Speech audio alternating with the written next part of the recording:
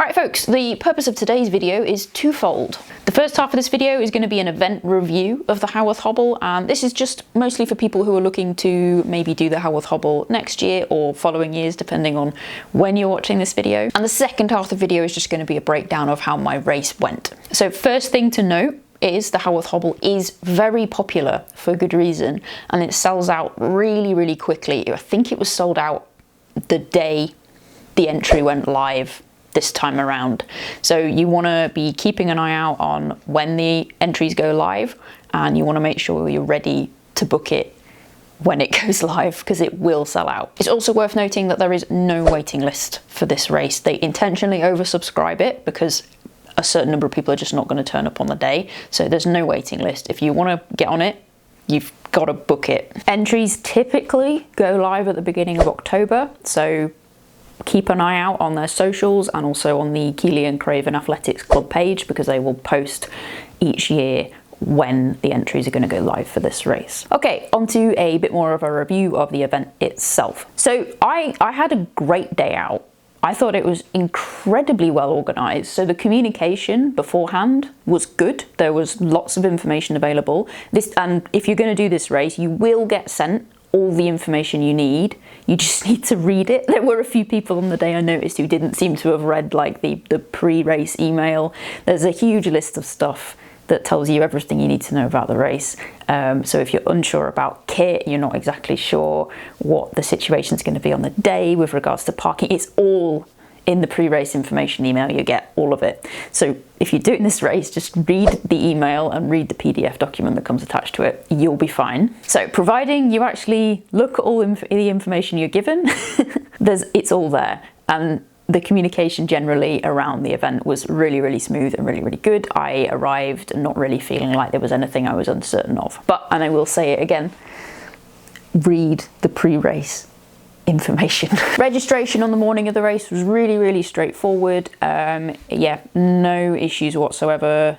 We just got organised into queues based on our first letter of our surname. So about half of us had to go through kit check. They didn't kit check everybody, and they just decide, basically they'll pick the first or second half of the alphabet, and then you get kit checked if in this case it was the second half of the alphabet, but I don't think it's the same every year. So I got kit checked and that was fine. That was really smooth. Obviously they've got so many people to get through, so they don't want to kit check everybody because they'd be there forever and ever. So that's why they only do half the participants. And the kit check was entirely reasonable. The weather was good on the day we did the race, but obviously it's a kind of still technically a winter race, so it could be pretty bad weather, and they have had years where they've had to change the route because of snow. So keep an eye on the weather in the lead up to it. If it's going to be bad, just take any extra kit you feel you might need. They do suggest mandatory FRA kit plus a couple of extras. So we had to carry an extra long sleeve, and we definitely had to have a bivy bag with us. So obviously double check the kit requirements and make sure you've got everything. Don't leave anything behind.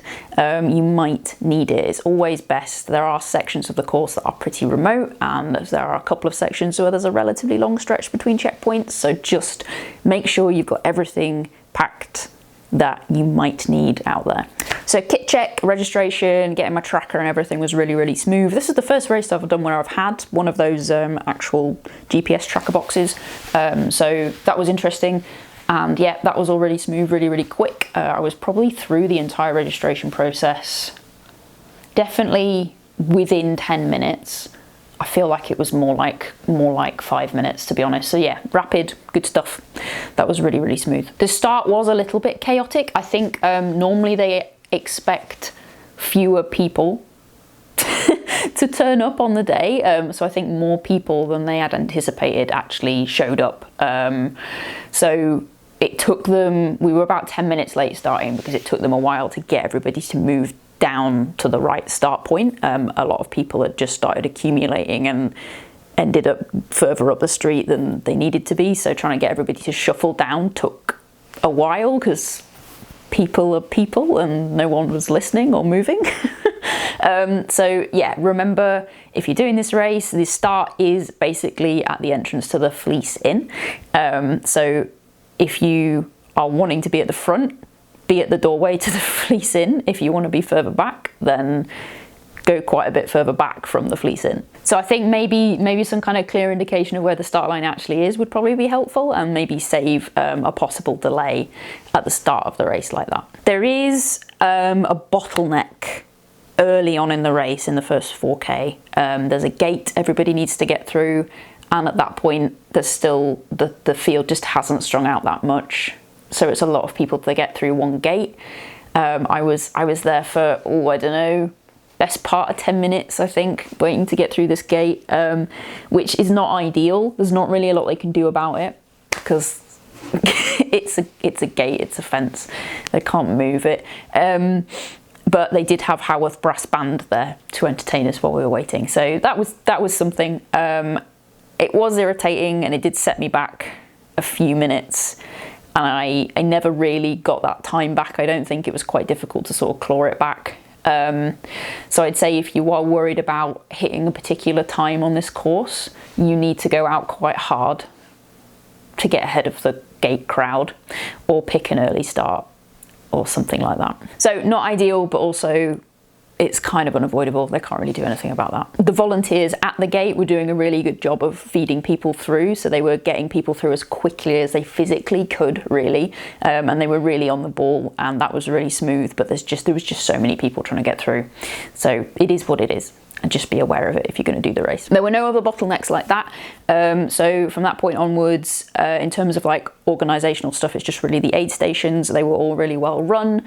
The volunteer teams were really on the ball. The selection at the aid stations was really, really good. I felt like even the early aid stations had a decent variety of food and stuff. I didn't necessarily make use of it for the first couple of aid stations because I still had a lot of my own food with me, but it was there, and a lot of people were making use of it. Plenty of water available for everyone, so absolutely no worries about that. I did have 2 500ml bottles with me, but it was really easy to keep them filled up as we were going along. At checkpoint 2, there were boiled potatoes which they sprinkled salt on, which was really nice. They were cold, but it was still a nice addition that I haven't experienced at one of these races before. Checkpoint 3 had hot dogs. They had vegan hot dogs as well, so if you've got dietary requirements, then you can get a vegan sausage. It's just like a kind of jar hot dog, but that was nice at that point in the race. Nice little bit of savoury food. And then checkpoint 4 was where it gets really exciting, because that's where they had the whiskey. And it wasn't just a bottle that they were giving people. There was a full like tasting table with sheets with like tasting notes on and stuff. So that was really funny, and a really nice touch. So we smashed down some whiskey and carried on. And the next checkpoint at Heptonstall had, oh gosh, this was beautiful. So there's a lady there who I think works in the pub at Heptonstall, who makes a big vat of tom yum soup for the race. And oh my gosh, it was delicious. It was perfect at that point in the race. It was maybe one of my favourite food moments in my entire life. Last checkpoint, checkpoint 6, was a fairly low-key one. I think they did have some more whiskey there, actually. They didn't have a tasting table like at checkpoint 4, but I'm pretty sure there was a bottle. And they had a similar array to the first couple of checkpoints, so still plenty there to pick from, and still plenty there to keep me going. But at that point, you've not got very long to go until the end. The course itself is very runnable. There are not a lot of points where you kind of have to walk or hike. So mostly runnable trails and paths, really. There are a couple of road sections that are not enormously long, but just worth being aware of, because obviously the surface on the roads is a bit harder, so it's worth kind of like taking that into account when you're thinking of your overall effort over the course of the race. Because it is a pretty runnable route, obviously you need to be a little bit aware of, it's easier to put more effort in and become more tired if you're running most of it. And it is also worth taking note that the second half has the hardest climbs in it. So try not to absolutely gun the first half, because the second half is arguably more difficult. Regardless of where you are on the route, the views are pretty fantastic all the way around. There's not really anywhere where the views aren't nice. It was lovely. Really, really pretty route the whole way. In terms of navigation, there's not too much to worry about.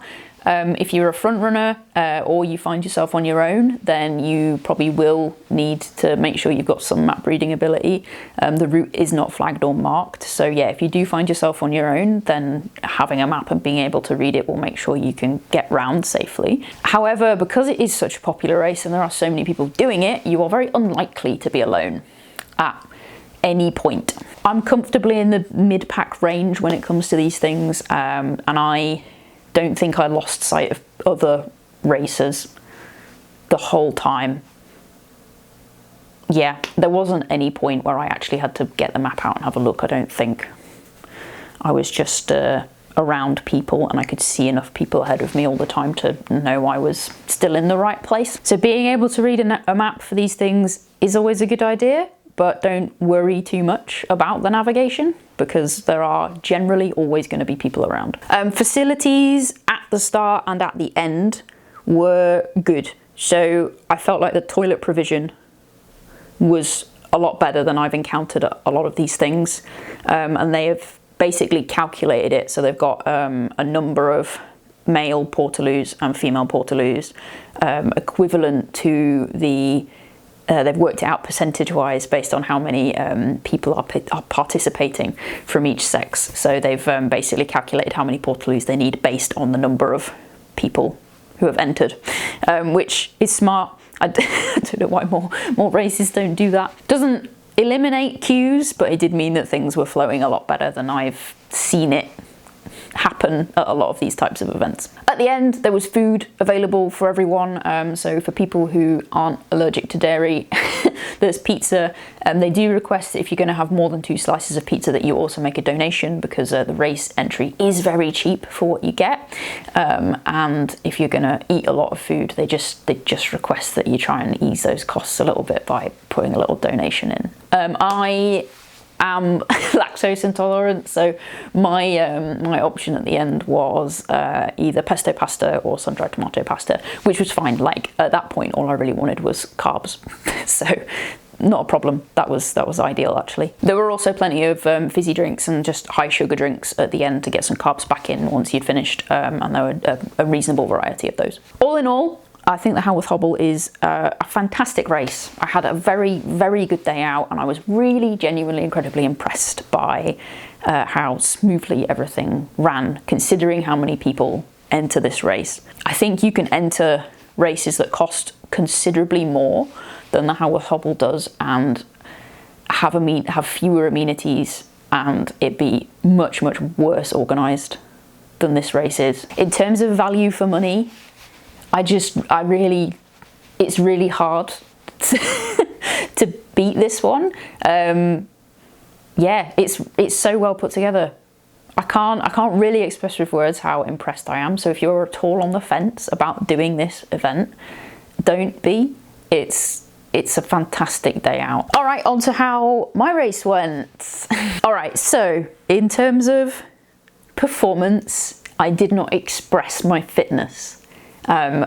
Got round in just over 8 hours. I think it was 8 hours and 1 minute something was the official time, which was absolutely not what I thought I was capable of. So going in, I felt like sub 7 hours was a realistic achievement. I was kind of thinking maybe between 6:40 to 6:55 probably would have been a pretty reasonable time to shoot for, and it probably would have been difficult, but I think it was definitely very achievable with the kind of current level of fitness that I'm working with. And I was on for that kind of pace for the first 20k, probably up until about halfway. Unfortunately, it got unseasonably warm for early March.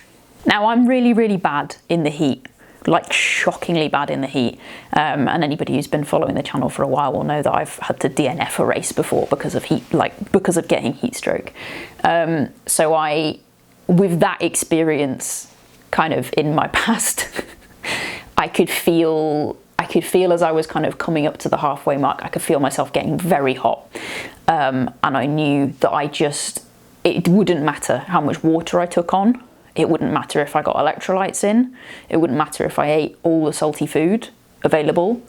I would bonk, and the race would be a bad time, and I would have a rubbish day if I kept trying to push at the effort that I was pushing at. So I'd reached checkpoint 3, and this was all going through my head, and I was just thinking like, okay, I'm just gonna have to go at a pace that's comfortable, and just get round. Like at that point, at that kind of halfway mark, any notions of getting a particular time goal were now being pushed to the side, basically. As I was contemplating that and just kind of thinking about getting ready to leave checkpoint 3, my friend Harriet came in to checkpoint 3, and she was struggling a bit with asthma that day, finding the hills quite hard. Now, I'm better at going uphill, and Harriet's better at going downhill. So we kind of work fairly well in these longer races because I can sort of push and pull her up the hills a little bit, and she can kind of drag me down the hills a little bit. So we've teamworked like that in longer events before. So that was actually ideal. We teamed up at checkpoint 3, and from that point onwards, we were running together. So we basically pushed all time goals to the side. Didn't worry about that. We knew that just wasn't going to be on today because of the heat and because Harriet was having asthma issues. We just focused on having a good time instead.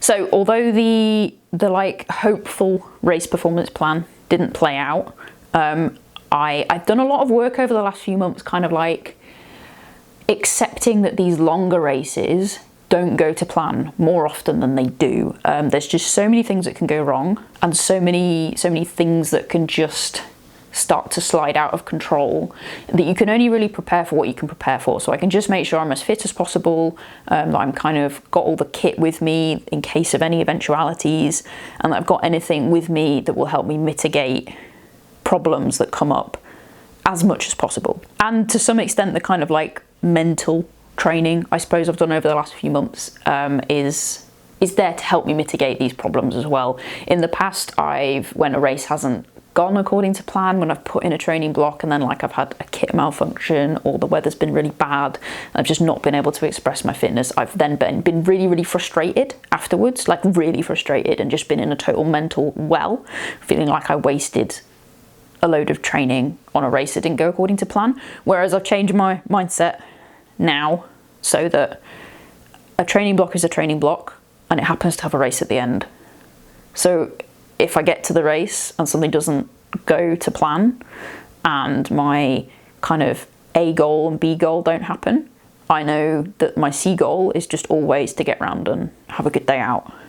I think it just has to be the case with these longer races. And it also means that when a race doesn't go according to plan, I know I've still put a really good training block in and I've still got that fitness to carry on building forward from. Now, heading into summer and heading into spring and summer racing season, I know that I've got the ability to keep building forward and keep getting better. So I no longer view a bad race as a wasted training block. It's just another building block. It's just more foundational layers to put down. If I'd done this race a couple of years ago, I think the outcome, doing it in 8 hours, would have had a really negative effect on me, and I would have been really annoyed and frustrated with myself. But this time around, because I've had the time to emotionally mature a bit more and to kind of explore myself a bit more, it instead just became a good day out. Like that second half of the race, just running with my friend, bantering, drinking whiskey. That second half of the race it was great. It was so fun. I had such a good time, and I can look back on that day now and view it as a really good experience. So although I didn't perform as well as I maybe wanted to or could have on a cooler day, it didn't matter because I still had a really good day out. And I'm never going to be particularly competitive with these things, I don't think. I'm not particularly naturally talented when it comes to these sorts of things. So the amount of training I'd have to put in to be competitive is like on the scale of years and years.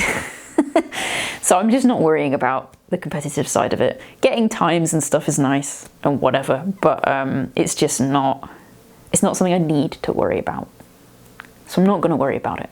All right, enough of me rambling. I'm going to let you get on with your day, and I will catch you next time.